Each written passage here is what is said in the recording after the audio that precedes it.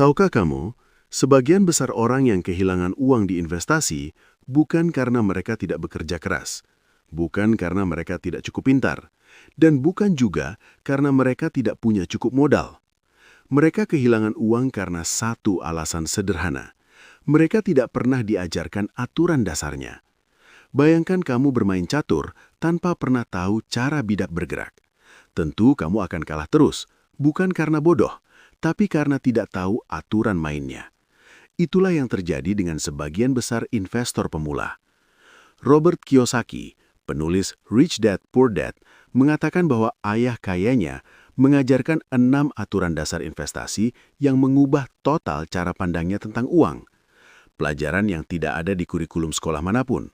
Pelajaran yang membedakan orang yang terus berjuang secara finansial dari mereka yang membangun kekayaan secara konsisten. Hari ini, kita pelajari ke-6 aturan itu bersama-sama. Sebelum kita masuk ke 6 aturan, Kiyosaki menekankan bahwa ada satu konsep yang wajib dipahami lebih dulu. Tanpa ini, ke-6 aturan berikutnya tidak akan masuk akal.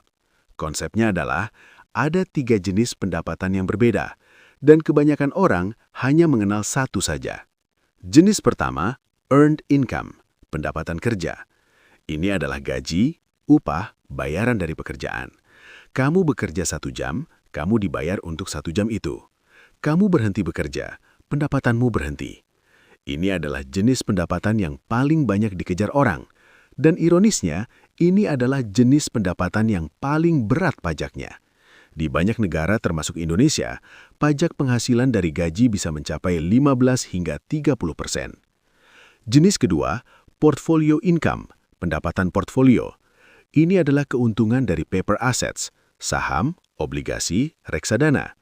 Kamu beli saham di harga rendah, jual di harga tinggi. Pajaknya lebih rendah dari earned income, tapi masih ada risikonya, nilai bisa naik dan turun. Jenis ketiga, passive income, pendapatan pasif. Ini adalah pendapatan yang masuk bahkan ketika kamu tidur, dari properti yang disewakan, dari bisnis yang berjalan sendiri, dari royalti, dari aset yang terus menghasilkan. Di banyak yurisdiksi, passive income mendapat perlakuan pajak paling menguntungkan. Dan menurut Kiyosaki, inilah target sesungguhnya dari seorang investor cerdas.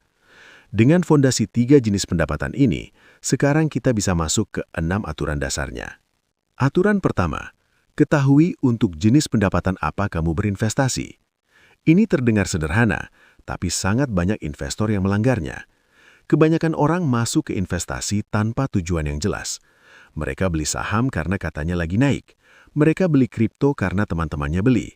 Mereka beli properti karena properti selalu naik, tapi tidak pernah duduk dan bertanya pada diri sendiri, apakah investasi ini akan menghasilkan jenis pendapatan apa? Earned income, portfolio income, atau passive income. Dan lebih penting lagi, jenis pendapatan mana yang paling sesuai dengan tujuan hidupku? Kalau tujuanmu adalah kebebasan waktu, passive income adalah jawabannya. Kalau tujuanmu adalah pertumbuhan jangka panjang, portfolio income bisa lebih tepat. Kalau tujuanmu adalah modal cepat untuk bisnis, earn income dulu sambil membangun. Tujuan yang berbeda membutuhkan strategi yang berbeda. Dan tanpa kejelasan tujuan, kamu hanya berjalan tanpa arah. Aturan kedua, ubah earn income menjadi passive income secepat mungkin. Ini adalah aturan yang menjadi inti dari seluruh filosofi Rich Dad. Kiyosaki berkata, orang miskin bekerja untuk mendapatkan uang. Orang kaya membuat uang bekerja untuk mereka. Caranya, setiap kali kamu mendapat gaji, jangan habiskan semuanya. Sisihkan sebagian. Lalu gunakan bagian itu untuk membeli aset yang menghasilkan passive income. Properti yang disewakan menghasilkan uang sewa setiap bulan. Saham dividen menghasilkan pembayaran dividen setiap kuartal. Bisnis dengan sistem yang berjalan sendiri menghasilkan arus kas terus-menerus. Tujuannya satu, sampai pada titik di mana passive income-mu lebih besar dari pengeluaranmu. Disitulah kamu bebas finansial secara teknis, karena hidupmu tidak lagi bergantung pada apakah kamu bekerja atau tidak. Aturan ketiga, risikonya ada pada investornya, bukan pada investasinya. Ini adalah aturan yang paling sering disalahpahami. Ketika seseorang bilang, saham itu beresiko, atau properti itu beresiko, atau kripto itu terlalu beresiko. Kiyosaki berkata, mereka salah besar. Saham tidak beresiko. Investor yang tidak terdidik yang beresiko. Properti tidak beresiko. Investor yang tidak memahami pasar properti yang beresiko. Bitcoin tidak beresiko bagi orang yang benar-benar memahaminya, tapi sangat beresiko bagi orang yang beli karena FOMO tanpa pemahaman. Bayangkan pisau di tangan seorang koki profesional, ia alat yang berguna. Pisau yang sama di tangan anak kecil berbahaya. Pisaunya sama, yang berbeda adalah orang yang memegangnya. Implikasinya sangat jelas. Daripada menghindari investasi karena dianggap berisiko, tingkatkan pengetahuanmu sampai investasi itu tidak lagi berisiko bagimu. Itulah mengapa Kiyosaki selalu menekankan, financial education is the best investment. Pendidikan keuangan adalah investasi terbaik. Aturan keempat, bersiaplah untuk semua kemungkinan. Investor pemula hanya punya satu skenario, semoga naik. Investor cerdas selalu punya 3 skenario. Bagaimana kalau naik? Bagaimana kalau stagnan? Bagaimana kalau turun? Kiyosaki berkata, bukan investasinya yang jelek, rencana cadangannya yang tidak ada. Contoh nyata yang sangat relevan untuk investor Indonesia. Bayangkan kamu beli saham dengan harapan harga naik dalam 6 bulan, tapi kamu tidak punya rencana kalau harganya turun 40%. Panik, jual di harga terendah, rugi besar. Investor yang sudah siap dengan skenario turun, dia sudah punya exit strategi, sudah punya batas kerugian yang bisa diterima, sudah punya dana cadangan sehingga tidak terpaksa jual di waktu yang salah. Persiapan bukan berarti pesimis, persiapan berarti profesional. Aturan kelima, investasi yang bagus selalu bisa menarik uang orang lain. Ini adalah aturan yang paling kontroversial dan paling powerful. OPM, Other People's Money, uang orang lain. Dan ini adalah konsep yang mengubah cara Kiyosaki membangun kekayaannya. Orang kebanyakan berpikir, saya harus punya uang dulu baru bisa investasi. Orang kaya berpikir, kalau investasinya cukup bagus, uang akan datang sendiri. Bayangkan ini, kamu menemukan sebuah properti yang nilainya 500 juta, tapi bisa disewakan dengan harga yang menghasilkan arus kas positif 5 juta per bulan. Kamu tidak punya 500 juta, tapi kamu punya pengetahuan tentang properti itu. Lalu kamu datang ke investor lain dan berkata, aku punya deal bagus.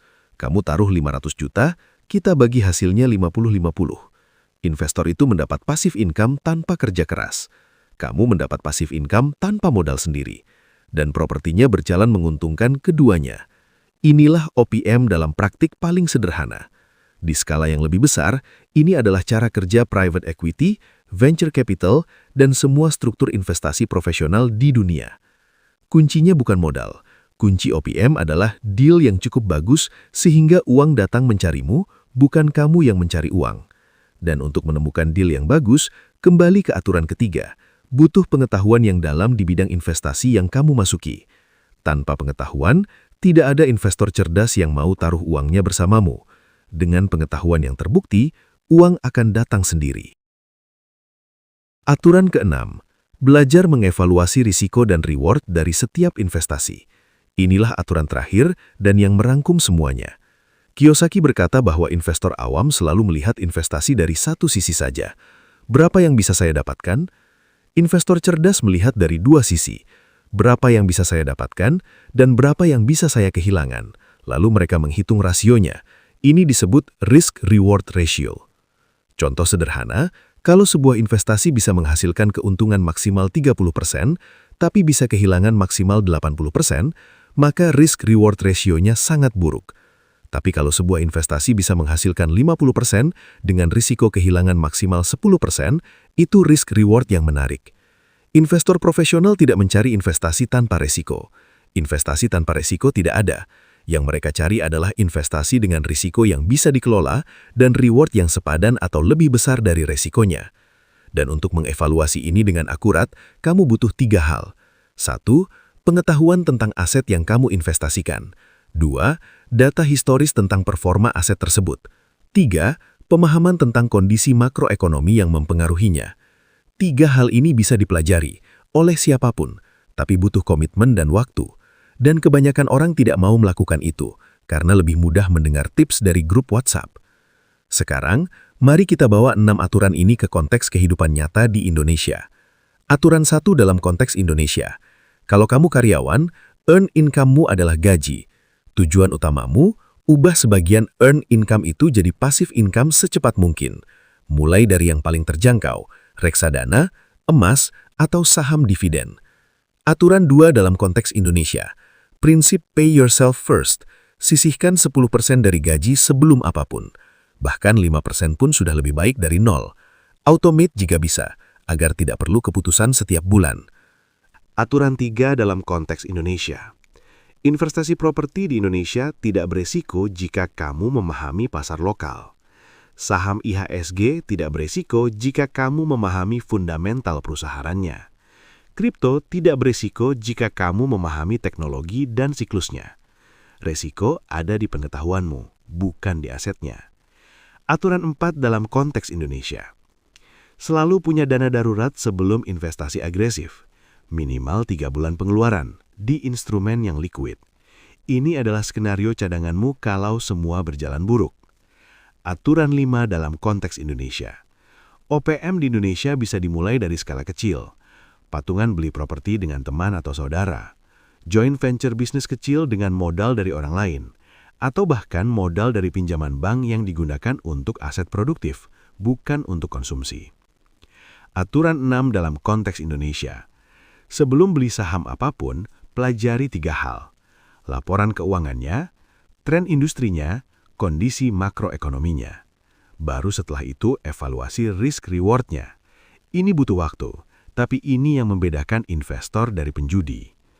6 aturan, semuanya bisa dipelajari, semuanya bisa diterapkan.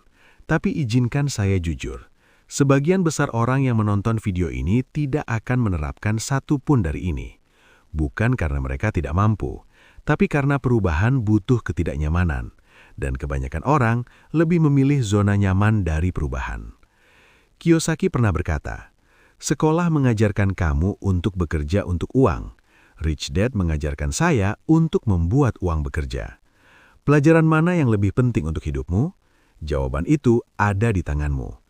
Satu langkah kecil yang bisa kamu ambil hari ini, pilih 1 dari 6 aturan yang paling relevan dengan kondisimu sekarang.